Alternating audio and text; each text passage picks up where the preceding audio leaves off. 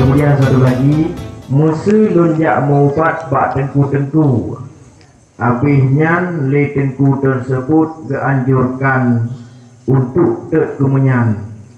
Iban menurut Abia, buku termasuk ciri itu yang dapat tengku yang you. Kemudian tentang masalah terkemiannya, dia terkemian puhana. Jadi tujuan ji kupu oleh terkemiannya, nyontu ya paruh jin hanjir. Jadi kemiannya adalah salah satu bentuk jenis wangi-wangian sih dia. Walau wangian kurmate biasa, tapi nya ditamang dalam jenis wangi-wangian.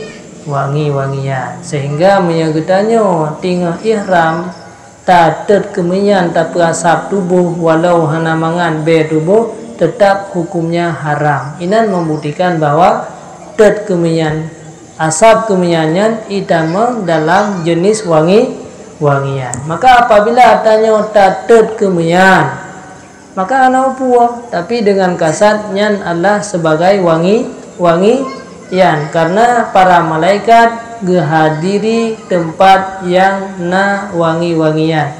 Jadi tempat yang wangi yang selalu galak li malaikat, tempat-tempat kotor yang galak syaitan. Nah, maka ni yang puas tujuan giutet kemian. Menyayak paruh jinnya hanjihan. Tabah hana ada puas tengok. Nah, jinnya puha hana. Mam ya urang ka ahli kadang ada puas lagi kan.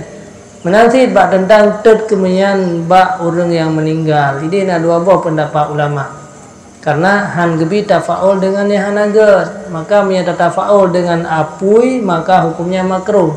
Makruh leknya tapi ring apui bak jenazah.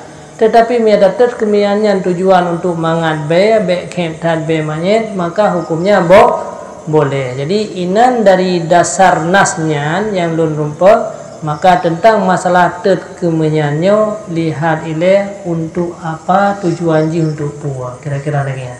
Jadi punya tujuan yang dibolehkan maka hukumnya boleh, punya tujuan yang tidak dibolehkan maka hukumnya tidak boleh. Kira-kira demikian. Nah, jadi punya kemenyan dan sebagainya yang tidak dibolehkan maka hukumnya tidak boleh.